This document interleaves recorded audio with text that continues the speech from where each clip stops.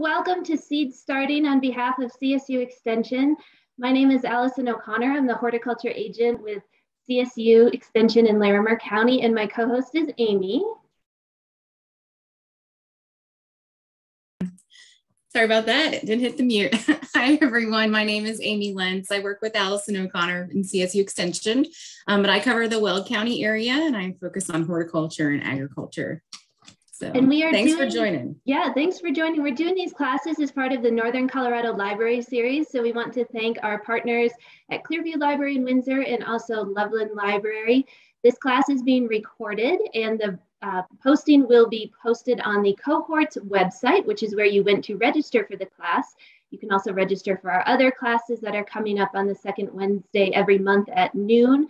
And for those who have registered, you will also receive the link and the handouts following the class. So look for those in about a week or so. But we're thrilled to have you here, and we're going to talk everything seeds, because when January 1st, when we turn our calendars over, we immediately move on from the holidays and are ready for spring and a new gardening season. So welcome aboard, and Amy, you can get us started.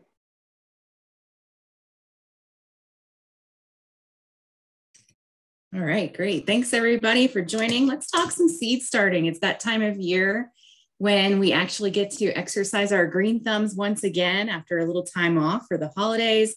And so now is the time to start thinking about starting your seeds indoors, or maybe planning for putting your seeds outdoors as well. So as Alison mentioned, my name's Amy Lentz with Weld County Extension. Alison's going to take over here in a little bit, cover some indoor starting for you. Both of our email addresses are there on the screen. And just in case we didn't mention it, you will get a copy of these slides after the class is over today, along with an email from us with other resources. So don't feel like you have to take copious notes the entire time. You will get a copy of these slides. All right, let's move forward. So why should you start from seeds? There's really a lot of different reasons why people start from seeds, as opposed to going to your garden center and buying the plants. And so a couple of reasons here: it's very cost effective. You can buy a pack of seeds for just $1 or $2, but then you might also spend that much money just on a single plant. So you can see already how cost effective this is going to be, minus some of the supplies that you need to put into it. Also, you can find those hard to find species and varieties. Otherwise, you're kind of at the whim of what your garden centers decide to plant and decide to sell. But with seeds, you can really seek out those varieties that you want and get them from all over the country. Nowadays, with online ordering, you can order seeds from just about anywhere. You also have the ability, when you start from seeds, to pinpoint your timing for planting. And that's really important here in Colorado. Our growing season isn't as long as some other states. And so having that ability to pinpoint when that plant's going to be ready to go into the ground can really help you make the most out of your growing season. Also, you have control over that seedling growth. You have the ability to step it up into a bigger container if you need to. If it's too cold still outside, you have the ability to start later. There's just a lot of control there that you have. Also, when you start from seeds, inevitably you will end up with more than you can plant. And so you can share those seedlings with your friends, with your coworkers, with master gardeners, people like that. So, and it's fun. It's always fun to start from seeds. Even if you're not successful the first year, it's okay. Have fun with it, enjoy it, and you always learn something from it. If you guys have questions as we go, you can pop those into the chat. While I'm speaking, Alison will try to answer those. And then while she's speaking, I'll try to answer those. And then hopefully we'll have just a couple minutes at the end to also answer more questions. So before we get started into how do you start seeds indoors or outdoors, we'd like to kind of look at how do seeds work in general. And if you haven't taken the time to really think about this, you may not have realized that seeds are literally all around us. They're in the grass, they're in the trees that are around us. Flowers have seeds, vegetables have seeds, fruits have seeds, the grains that we eat have seeds. And so really the seeds are the plant life that we see all the time. We just may not notice them. And so sometimes we overlook that. And so in terms of that seed, I'm going to give you a little example here of the different parts of the seed. And I'm going to focus on the dicot seeds. They're just more common, I think, for vegetables. And so here's an example of a bean seed, and you can see the different parts of the seed there. And really the main parts that I want you to focus on are two things: the miniature baby plant that's inside that seed, and then the cotyledons, which are the two parts, the two sides with the it's what's called endosperm, or with the food source that's in that seed to help support the baby plant. That little miniature baby plant has a thing called a radicle. That's this bottom part here, and that just turns into the root. And then the rest of these structures turn into the actual plant. And so as you're looking at your seeds now, look for those little structures, and then you'll notice when that root comes out. And as we talk about seed starting and different stages of seedling development, we might talk about the cotyledons a lot. And so now you know that those are the two halves of the seed. And so now hopefully you'll never look at a bowl of peanuts again without seeing that little tiny miniature baby plant in there, and then the two halves being those cotyledons. So as that seed is planted into the ground, everything starts when that seed is exposed to water. So if your seeds are dry in the refrigerator or they're dry in storage, there's nothing happening. They're dormant, they're sleeping. As soon as you introduce water into that situation, the seed will swell up, imbibe that water, take that water in, break that seed coat, push that root out down into the ground. That radicle turns into that root, and then the top part of the plant pokes up out of the ground, unfurls, the seed coat completely drops off. Those cotyledons will then start to shrivel up because they were there to support the baby plant before it had rooted into the ground and couldn't support itself. Now that it has rooted into the ground and can support it itself, those cotyledons just get spent. They shrivel up and they fall off. And then you'll see those, what we call true leaves, just above where those cotyledons were located. Sometimes it's hard to tell the difference between what is a true leaf and what's a cotyledon. And so you can see in this picture here, this is probably like a kale, I think, something in the brassicas. But here you can see those cotyledons. They have kind of a heart shape to them, a little bit flat. They don't have the veination that leaves have. And that is what will eventually shrivel up and fall off, and your leaves will continue on. And so sometimes we'll say things like, don't fertilize until the first set of true leaves. And that's what we're looking for here, are these actual leaves coming up out of the plant. So as you guys are looking through your catalogs or going out to your garden centers and buying seed packets, we just want to quickly go over what you can find, all the information that you can find on a seed packet. I'm using Botanical Interests as an example here. It's a local seed company, but there are plenty of other seed companies you can look at. They just happen to have way more information on their packaging than most other companies do. But no matter where you get the seeds, you should be able to find the crop, the variety, the scientific name, a description of that plant, and the amount of seed that's housed in that seed packet. Sometimes you will get lucky and get some more information, like days to emergence or days to maturity. That's the days to sprouting. So the time it takes to actually see the plant come up out of the ground.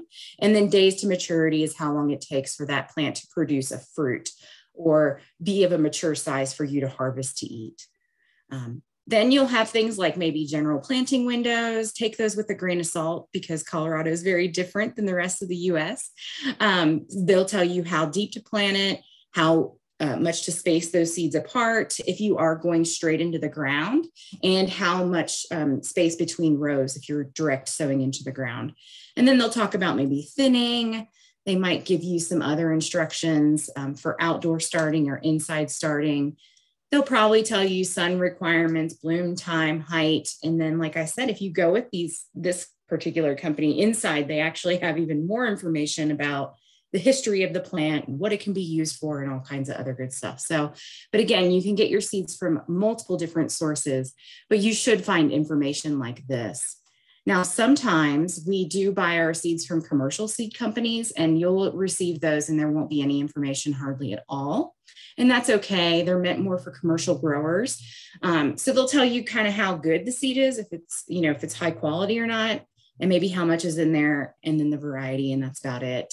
This is where you want to refer back to your seed catalog that you ordered from to get the rest of that information.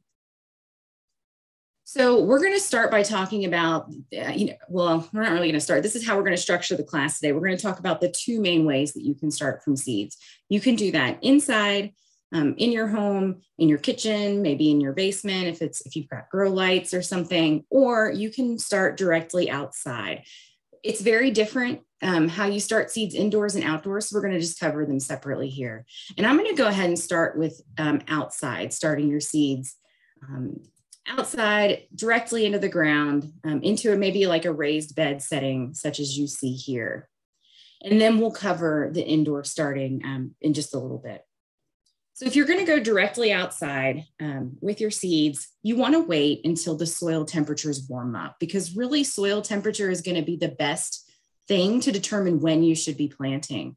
All of these seeds are at the whim of whatever environment we put them into. And Alison will cover a little bit of all the ways that you can manipulate that environment inside. But outside, you have to really you're at the mercy of Mother Nature with a few tools in your kit to warm the soil. So if you have a raised bed like this, it's going to warm up a little bit faster than if you were just planting directly down into the ground.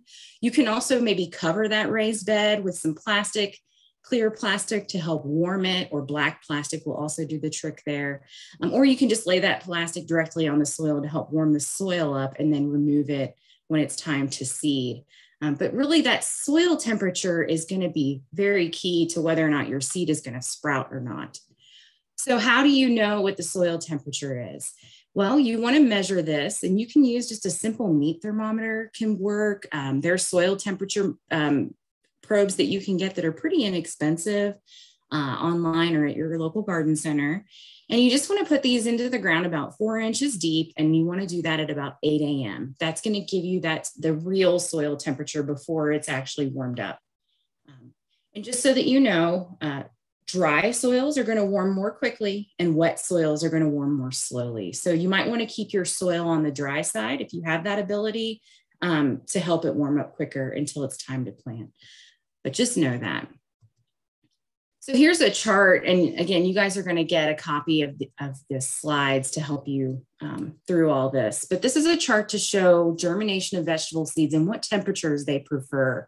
And notice on this chart that almost all of these have an optimal germination temperature between 70 and 80. Some a little bit higher. But really that's kind of where they want to be. And we just don't have the time in Colorado to wait for our soils to warm up to 70 or 80 degrees, which is why a lot of times people will go ahead and start inside. However, if you look at that minimum there, you'll see that some of these crops can handle temperatures of 40 and be just fine in the ground. So you can start planting your beets when your soil temperature is warm to 40 degrees, your carrots, your radishes, your turnips. Beans, you want to wait until your temperatures warm up a little bit more into that 55 or actually 60 degree range, and they're going to be a lot more happy at that point. So usually that's going to be like maybe the beginning of June, end of May, somewhere in there. And then some other crops, more tender crops, are going to want those temperatures even higher, which is why those we do recommend that you start indoors for other reasons too. Okay, so when you are sowing your seeds outdoors, you might be doing this with a lot of the larger seeds. Sometimes they're just easier to direct sow. So pumpkins is one of those I think of, maybe sweet corn. Might be easier to just go ahead and wait it out until the soils warm up and then go right outside with those.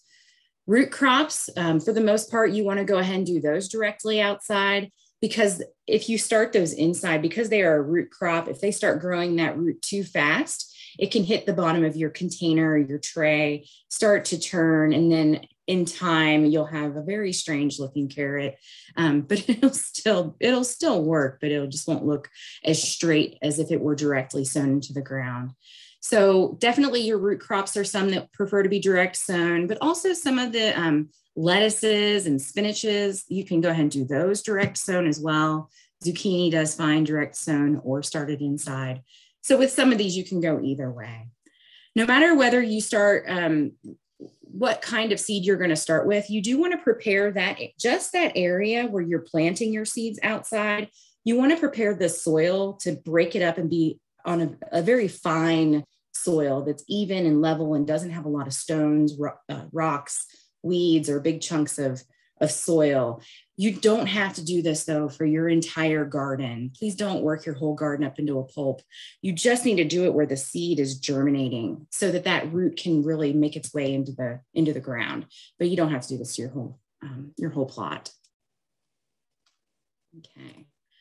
So here's some tips for outdoor seeding. And then I think we're going to switch gears and move to the inside. So when you're sowing your seeds outside, you want to plant to a depth according to the recommendation. Rule of thumb, which sometimes these work, sometimes they don't, but rule of thumb is that you should plant your seed twice the depth of the width of the seed. So if you're dealing with like this little seed here, this is probably, I'm going to guess like a cucumber, maybe a squash. It's maybe a 1/2 inch wide. So you want to plant it 1 inch deep, pretty simple. The smaller the seed, usually the higher up in the soil profile it needs to be. And then some seeds like lettuces actually need light to germinate. A lot of the flower seeds too like to germinate with light. And so for those, you can just put those directly on top of the surface, just tamp them down a little bit gently to get a good soil surface contact. And then you can sprinkle over it with a product called vermiculite. Allison's going to show you a picture of this later, but that's a water holding mineral that you can put down that will help hold the water around that seed and still allow a little bit of light through because you're just sprinkling it on top. Once you get your seeds in place, you want to water that soil very gently to avoid washing the seeds out to the end of the row. So don't use your big watering hose, and even a shower head can sometimes be a little bit too much if you're dealing with small seeds. So maybe you're getting a spray bottle out or something to mist that area really well, just to get them started. Once they take root, you can start to kind of increase the water pressure around them. For your smaller seeds like lettuce and radish, and then other things like beets, carrots, you'll want to plant those heavy and then go back through and thin out the seedlings between the spacing that's recommended. And so that way you'll get a carrot every, 3 or 4 inches or 2 inches or whatever it says on your packet. And you want to do that when the plants are pretty small, just maybe like 1 inch tall is the perfect time to go in there and thin. Just make sure you hold back the other plants and don't pull too many out. For your larger seeded crops, you actually want to space those according to what it recommends on the pack, because you're not going to want to be thinning out pumpkins or thinning out squash or things like that. So go ahead and plant those according to the spacing, but just double up in that hole and put 2 pumpkin seeds in instead of 1. And then you're just thinning back to 1 plant, or you can let both grow out of the same hole. That's fine too. So, oh, I'm sorry. I went too forward. And then days to maturity for your direct sown seeds, just so that you know, is typically from the time you put that seed into the ground until it hits maturity and ready to harvest. So when you're reading those seed labels, that's just one thing to note. Sometimes they'll tell you for transplanting, how long from transplant to maturity. And that can make a little bit of a difference when you're planning out your calendar of starting inside or outside. All right, so I'm going to turn it over to Allison. She's going to talk to you guys about some indoor seed starting, some supplies that you'll need, and some tips. Allison. Okay, sorry, I was just answering a question. All right, everybody, we are going to move to indoor seeding. And so if you are excited to have some greenery in your life, this is the trick for you. So we will talk about the supplies you need for indoor seeding. You can go to the next slide, Amy. Sorry, you get to steer. There we go. So starting seeds indoors, for the most part, are warm season crops. So the warm season crops are our tomatoes, our squash, our melons, peppers, eggplant. Those crops take quite a while to not only germinate, but also to get to maturity. So those are the ones that we're really going to focus on starting indoors.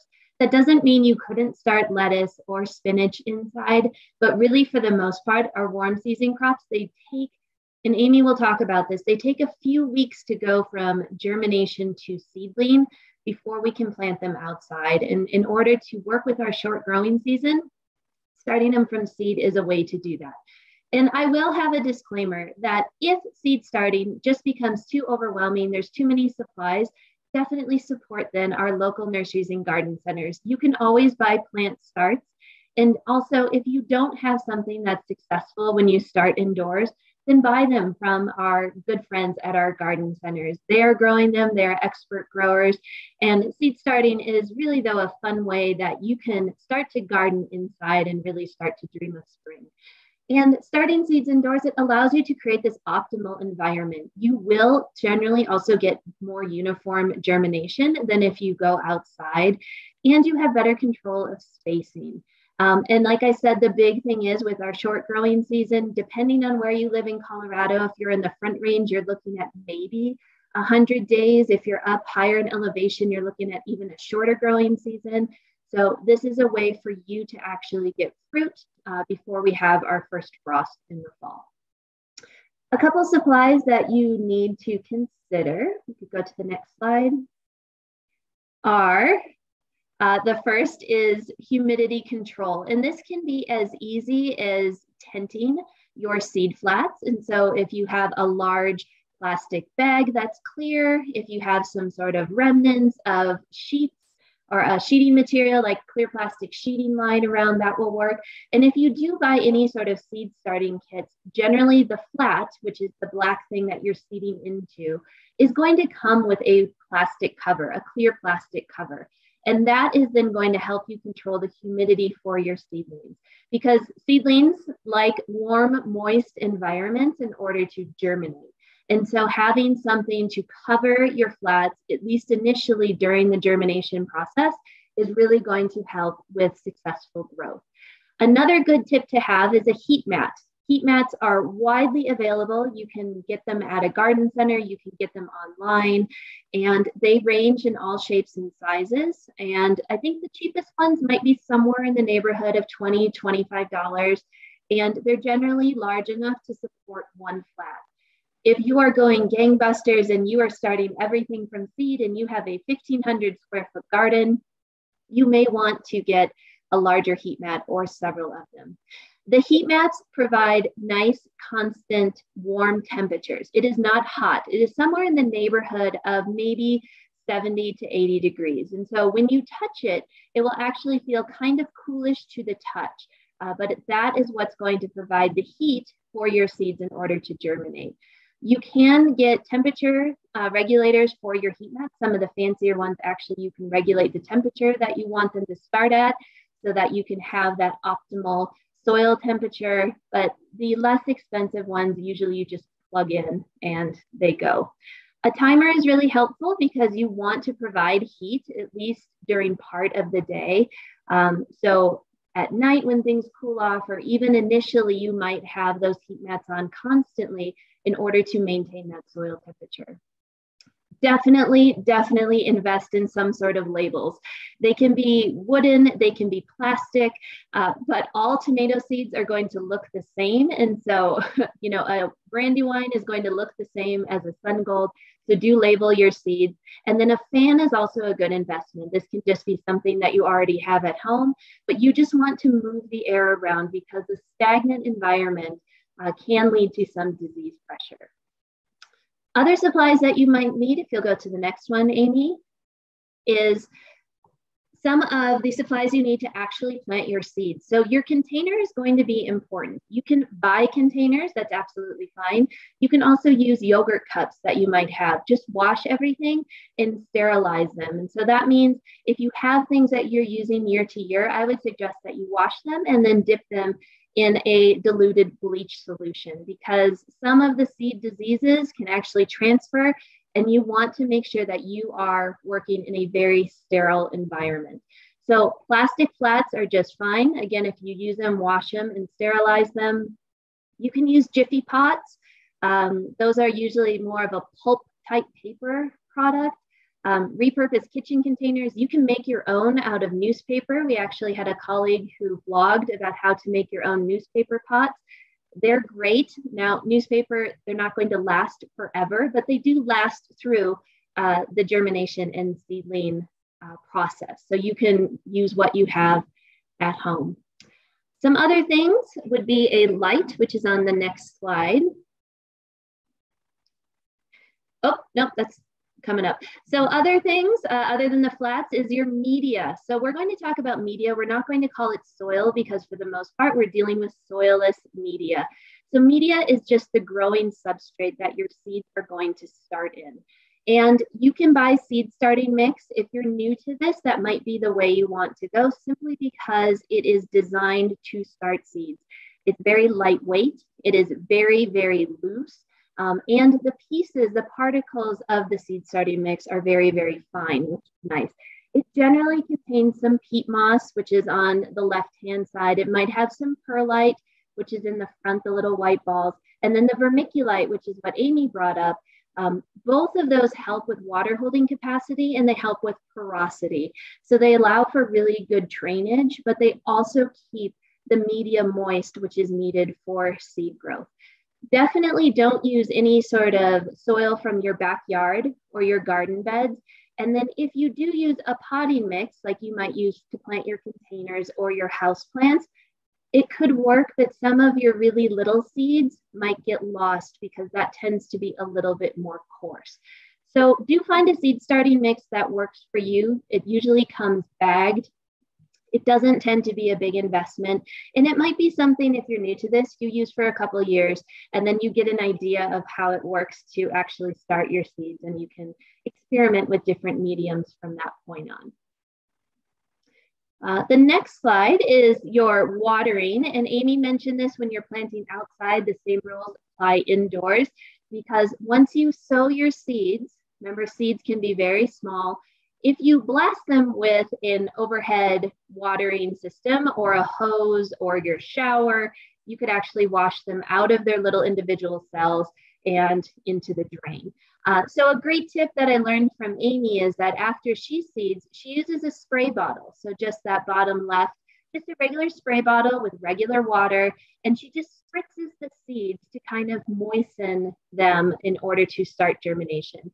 Water is what's going to trigger germination for our seeds. So the seed coat is going to absorb the water, and then that's what's going to trigger the growth of that seed going forward. Once you get germination, once your seedlings get to be a little bit larger, that's when you can switch to a watering can or a hose end sprayer, or they do have nozzles that you can buy that are a very fine mist. But just be careful with what you use. You don't want to wash your seeds out and undo all the work that you just did. The next slide is going to cover fertilizer, and fertilizer is important for your seedlings. Now, some of the mixes that you buy, your seed starting mix, it might have a little bit of fertilizer in there, which is going to be enough for those seedlings to get started. But for the most part, we're going to hold off on fertilizer until the first set of true leaves emerge.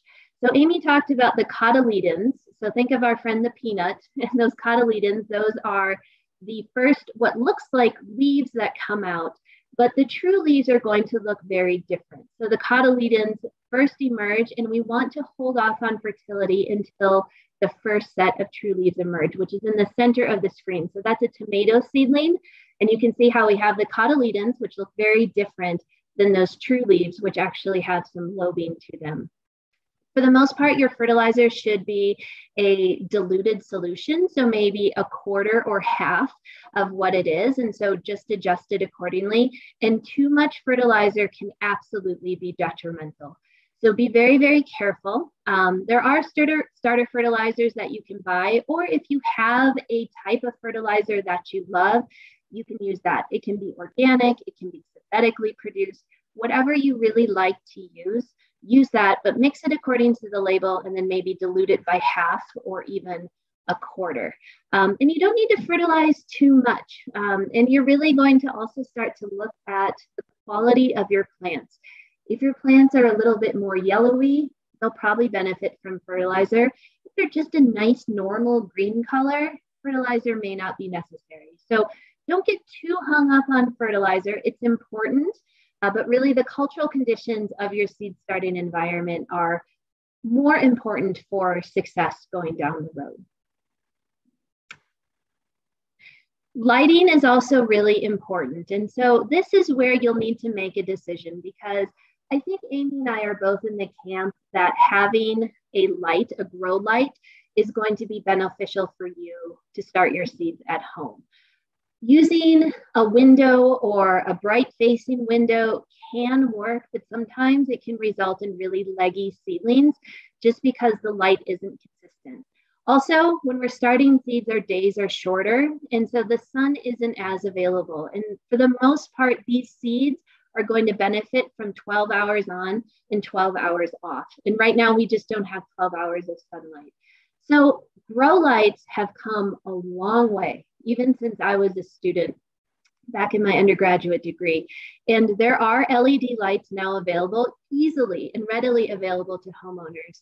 An LED really does provide the wavelengths that the plants need in order to grow and be successful.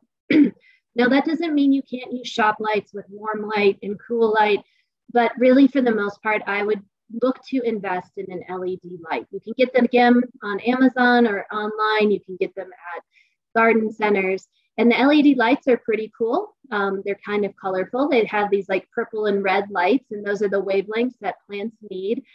So you look super awesome when they're on in your house. A window, again, it might work depending on what you want to start, but for the most part, you're going to have to really look to baby those plants a little bit more. You'll have to rotate them. And we have a couple pictures of seedlings that were grown under proper light. So if Amy will flip forward. So these are seedlings that are just starting. They are under a grow light. And when you install your grow lights, you're going to have them very closely located to the top of the flat. So maybe just a couple inches above the flat. And then as the seedlings grow, you can start to raise up the light. So having them on an adjustable chain is going to be important. The next photo shows some seedlings that were probably started in a window, totally fine. They'll still grow, but you can see how they're really pretty spindly and they're actually stretching towards the light source.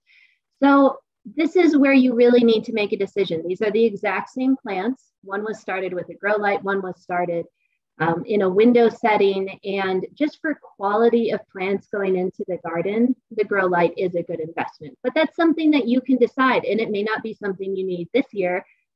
Maybe it's a good holiday present for next year.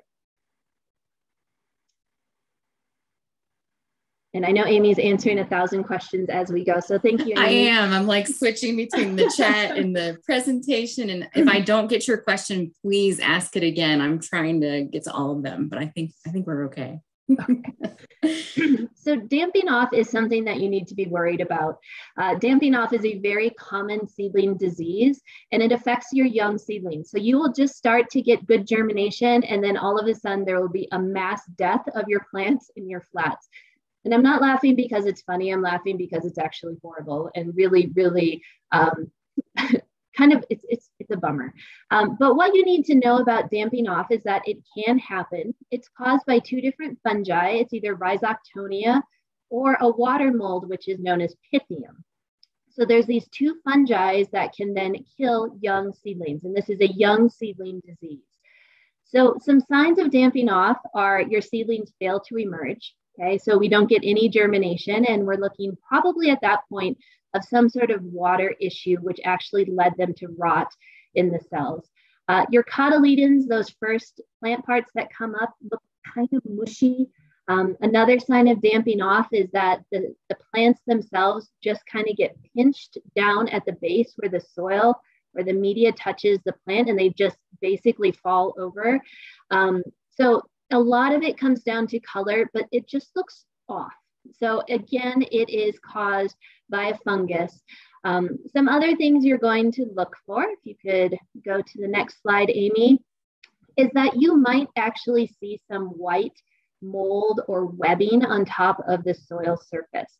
So those are all good signs to look for. So the seedlings themselves may look brown or obviously not very healthy, but you can also look for some other signs of the fungus on top of the media surface.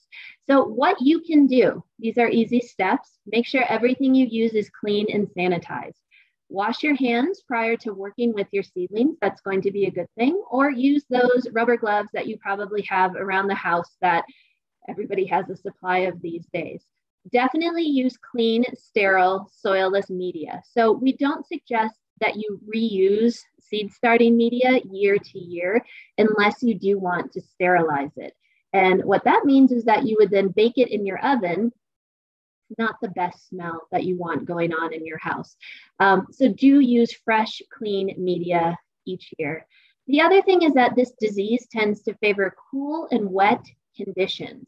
And so cool, wet conditions tend to turn on the Rhizoctonia and Pythium.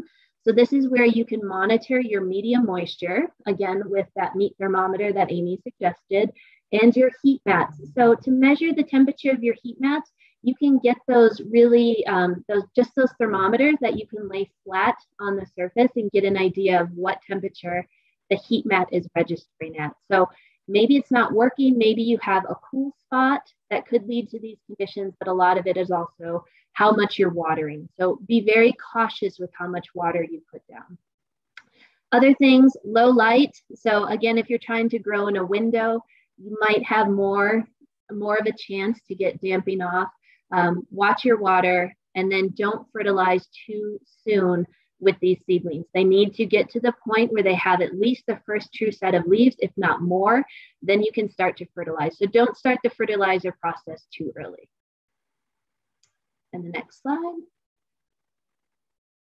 All right, so we're going to throw it back to Amy. I'll take over the questions, but she's going to talk to you about when to start seeds, because right now, maybe a little bit too soon. All right, I'm going to finish up this quick question and then I will jump over. One more word. There you go. There's an answer for Elizabeth. All right. As we mentioned, if we didn't get to your question, please put it in the chat. There are some really great questions in the chat. And I will try to capture this. I'm not sure if I can to send it to everybody, but I'll try it when we get done with class today. Some stuff that came up though, LEDs are really the best lights for home use. I like to also never leave your humidity tents on your flats in the sun or with your lights on. They should only be used really overnight, or if you have a shadier situation, because you can get a greenhouse effect and you can cook your seedlings. So I put in there a couple recommendations about that. So read through the chat if you want to learn more, and hopefully we'll have time at the end to answer more questions. All right, so let's talk about planning your crop schedule, because this is really probably the part that trips most people up or gets most people confused, because there's just a lot to think about. So when you're planning your crop schedule, there's a few things that you want to think about. You want to think about how long does it take for that seedling to sprout or germinate. Also, how long does that seedling then take to develop to get to a size that I can put outside that it's not going to die on me, or that it's big enough to start pulling up nutrients on its own and living on its own. You're going to want to keep a good mind of when your frost date is, both your first frost date in the spring or your last frost date in the fall, so that, actually, I think I said those backwards. I always do those backwards. It's the last frost in the spring and the first frost in the fall, excuse me, to know what your planting window is and what your growing season is going to be. And that's for transplanting and for harvest. And so you'll also want to be keeping track of those days to maturity, to make sure that your plant is going to be big enough before you hit that the end of the season, to make sure that you can get that harvest that we all are looking for. So I showed you a chart earlier with a bunch of temperatures on it for different crops. This chart shows you different amounts of time that it takes for these seeds and seedlings to grow. So you've got a column there that shows days to germination. That's just how long it takes for that seed to pop up out of the soil where you can see it. And then you've got a typical days to harvest. That's going to be, for the most part, from seeding till maturity. But for those that are grown as transplants, they have an asterisk by them. That's from transplant to maturity. So for some of those, it can take a little bit longer. And then your age of your transplant, that's the seedling growth stage. So really, I would have liked for these columns to be a little bit flip-flopped. And that age of transplant should technically be in the middle there. But let's look at an example, tomato. So here you can see it's going to take you about a week to 2 weeks for that seed to germinate and pop up out of the soil. Then it's going to be another 5 to 7 weeks to grow into a transplant. And then from transplanting, it'll be about 65 days for you to get a tomato. And so that's just a general rule of thumb. Everything is very different according to what variety you choose. Cherry tomatoes are going to be quicker than the big beefsteak type tomatoes. And so just really look at your seed packs to find out what exactly you need to be considering when it's time to plant or time to start from seed. So let's just break this tomato example down a little bit further. I'm going to pop a calendar up here for you in just a minute. And so it'll help walk you through this process. So here's what was on the package for this particular tomato plant. It said it takes 1 to 2 weeks to germinate. It says it takes 6 weeks to become a seedling of size. And so total seedling time there, you can see it's going to be 7 to 8 weeks. So we got to add those two together because we're transplanting.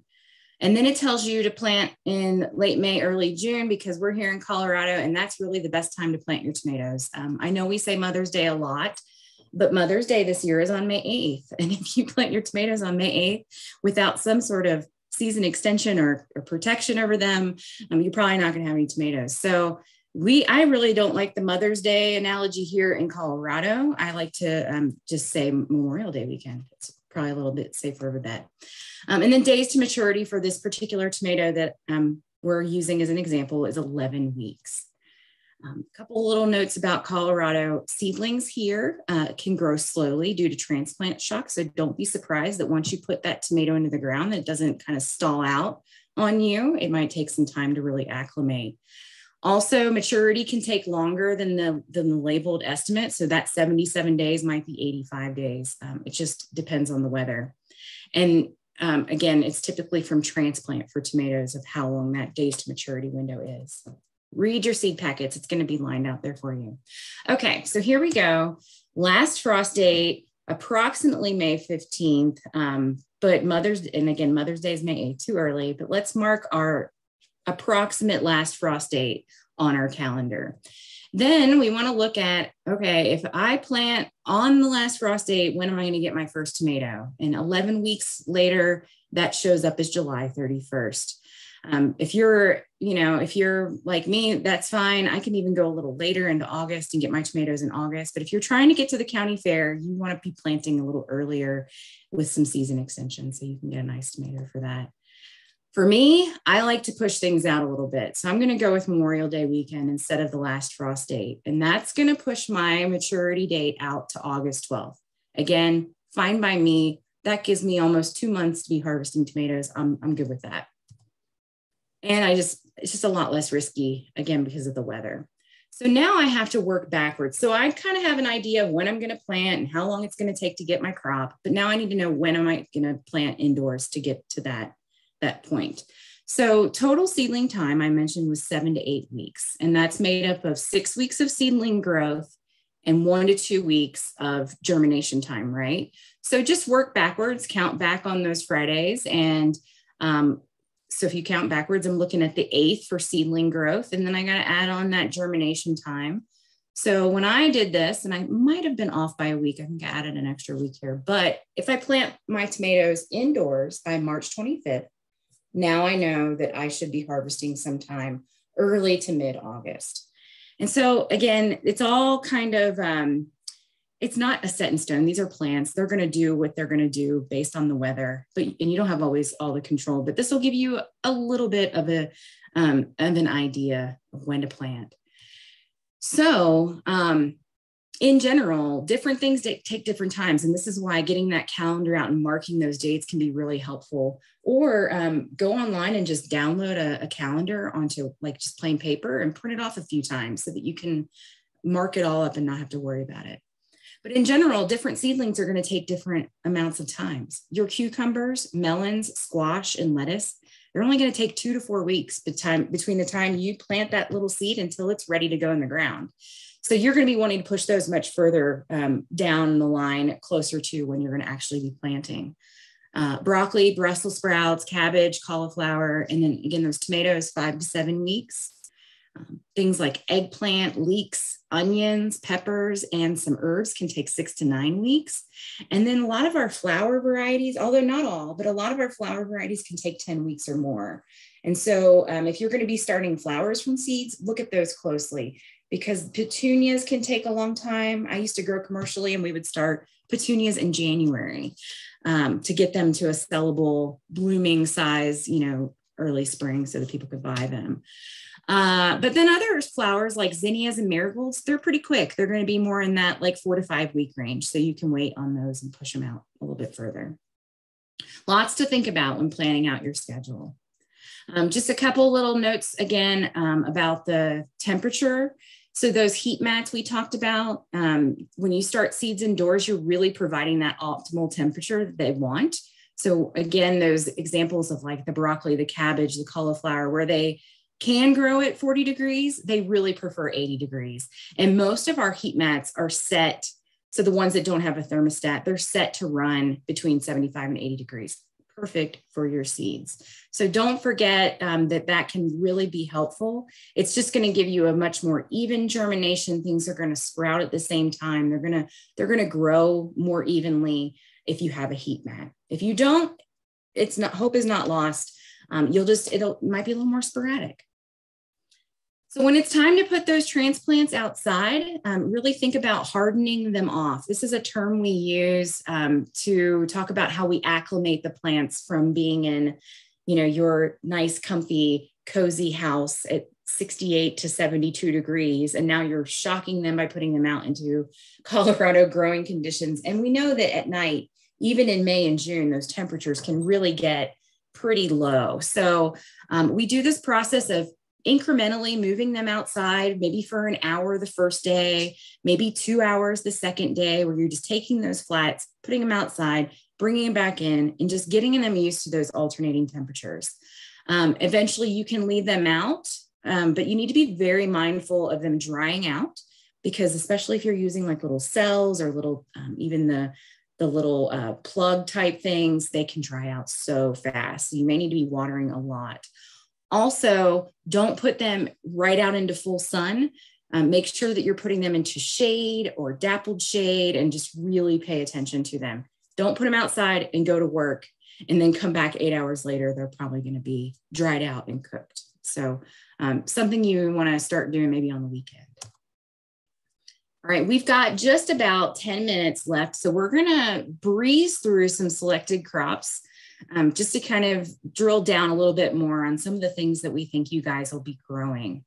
So with flowers and herbs, as I mentioned, start these early. Sometimes they can take a long time. And I'm mainly speaking about annual flowers here, the ones that are only one season long. The seedling growth is pretty slow for a lot of flowers, but again, marigolds, zinnias, cosmos, those are all really fast, 4 to 5 weeks, and you can have little seedling plants. Check your packets for details. Sometimes flowers have a stronger dormancy, which means it's just harder for them to wake up out of that sleeping stage that the seeds are in. And they might require things like stratification or scarification. Those are big words. One of them just means a cold, wet treatment, stratification. And then scarification just means like kind of nicking or roughing up the seed coat so that water can penetrate in. Again, that's just for flowers though. All your vegetable seeds should be ready to germinate pretty easily if they're new seeds or even within the past few years. That was a question that did come up, and seeds do last quite a long time. So don't feel like you need to throw them out after a year or two. They're going to be good for 5 years or more. All right. So for peppers or tomatoes, I mentioned you're going to need 6 to 8 weeks total. Peppers, you're going to need 8 to 10 week total. And then eggplant, 7 to 10 weeks total. So I always start my peppers probably a week or two before I start my tomatoes, just so that everything is kind of growing at the same rate by the end of my little seed starting window.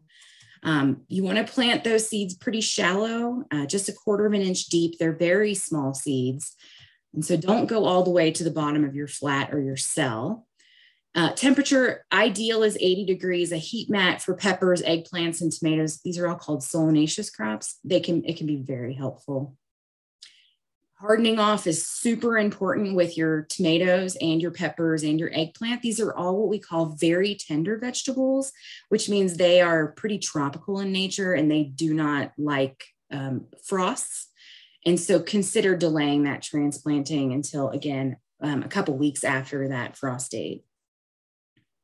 One thing to note is that tomatoes actually form roots along their stem. This is not true for peppers or eggplants, just the tomatoes. If you look closely, you'll see little bumps sometimes along the stem. Those are root nodules. And so you can actually, I'm going to flip to the next slide, you can actually plant them sideways, burying part of that stem. Just don't bury the leaves, break those leaves off and plant just below the soil surface. And you're going to get twice as large of a root system as if you were to just plant it upright with that little tiny plug under the ground.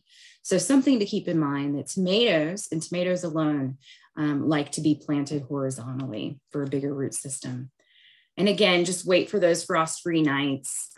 Try to get them out there when it's consistently above 60 during the day, and provide frost protection for your tomatoes, peppers, and eggplants. It can be very helpful. Cucumbers, squash, and melons. This group has roots that are really very intolerant of being disturbed. And so if you are going to be doing these from seedlings that you've grown indoors, you can totally do that. Just pick or wait until toward the end of the seed starting window, like maybe early May, and then start your cucumber, squash, and melons, because they're just going to need a few weeks to get going. And really, you want a small plant like this with just 1 or 2 sets of those true leaves, and you still want to see those cotyledons. I hope you can see my cursor there. A very small plant is best. Otherwise, direct seed right into the ground, drop a couple seeds in a hole, and go with it. The reason that people start these indoors is because they do like a warmer soil. So 90 degrees is what they prefer. Plant these about 1 inch deep. They're about 1/2 inch wide. Remember that two times rule I told you about, twice the width of the seed, and then harden off these before planting them outside as well. Allison's going to quickly cover peas, and I'll switch it over to her.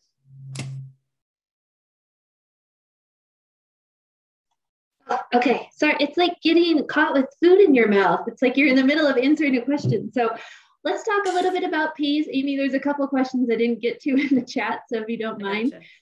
Peas are amazing, and you may have heard that it's actually best to plant peas around St. Patrick's Day. And maybe if you're in the southern part of the United States, that might work, but here in Colorado, I would caution against that. So I would first, as Amy has so strongly suggested, is take your soil temperatures. The soil temperatures for peas, because they are a cool season crop, they can tolerate some of those frosty days. The soil temperature can be as low as 40 degrees, but look at that range. They can actually do really well when the soil temperatures are up to 80 degrees. And I think the ideal temperature is somewhere in 60, 70 degrees. You'll just get better germination. But peas can be directly sown outdoors, again, once you have warmer soils of at least 40 degrees, and you'll space those seeds 4 to 6 inches apart. I love peas because they're actually a sizable seed, and so you don't have to fumble and have the dexterity that you need for some of the other crops like carrots and lettuce. So the next part of seeds, if Amy will go forward, is that you might want to pre-germinate the seeds of peas before you plant. So they do like a warm environment, but they like cool growing temperatures. So warm germination, cool growing temperatures. But what you can do is actually take your peas, put them in a moist paper towel, put them in a Ziploc bag, a plastic Ziploc bag, put them somewhere warm until they break dormancy and that radicle emerges. So you can see the photograph on the bottom left where that radicle has emerged. Then you would take that and put it into the garden. So you've already kind of jump-started the process. Putting seeds into cool, wet soils, especially our wet soils in the spring, may lead to rot. It might lead to really poor germination. So this does help jumpstart the process. And then you'll have peas in about 65 days. There are varieties that will harvest a little bit sooner. And if you have containers or raised beds, there are even bush type peas that you can grow that stay nice and short and more compact. Next slide. For lettuce, you can do lettuce both ways. You can do lettuce indoors and you can also do lettuce outside. So lettuce is another cool season crop. And this would include bib lettuce, romaine, so the head type lettuce, or even the loose leaf lettuce, which is more your mesclun mix, your spring mix, things like that. For planting the lettuce, for outside, Amy and I just talked about this, and I think that a lot of people might want to start it outside as soon as April. Might be a little cold. Again, check those soil temperatures. Ideally, they should be at least 40 degrees. You might get some good germination in a raised bed or container just because those soils will warm a little bit more. But really waiting until the beginning of May or even mid-May for your lettuce for outside is probably a safer bet. You're going to get a little bit better germination. The plants will have hopefully warmer nights and warmer weather to really do well. And because these are a cool season crop, your lettuce for the most part are not going to be tasty in the hot summer months. So lettuce is a short season crop. You start it early, you harvest early, and I will say that there is a lettuce for everybody. You can start lettuce indoors too, though, to directly transplant outside. And if you do this, I think the next part brings that up is you can do it and start it maybe 2 to 3 weeks before the first frost. And then you can then take those plugs or those transplants and put them outside. For the most part, stick to lettuce that really mature in less than 50 days. There are varieties that are considered to be cut and come again. So you cut them back, they're going to regrow, you come back again and cut them. And lettuce leads itself perfectly to succession sowing. And succession sowing is just planting a little bit every couple weeks so that you extend the harvest. This works really well unless you want all of your lettuce to come on all at the same time and eat salad for days on end. But like succession sowing is really going to spread the harvest potential out. And there are heat tolerant varieties. So if you want to try to grow lettuce into the summer months, if you have more of a shady spot or maybe an area that doesn't get as much sun, there are heat tolerant varieties that aren't as prone to bolting, which means that they're going to throw up seeds. So bolting means they send up a seed stalk and it basically signals the end of their life. So the next slide, and I just saw in the comments that seed tape, I love seed tape. Amy is on a different side of the fence.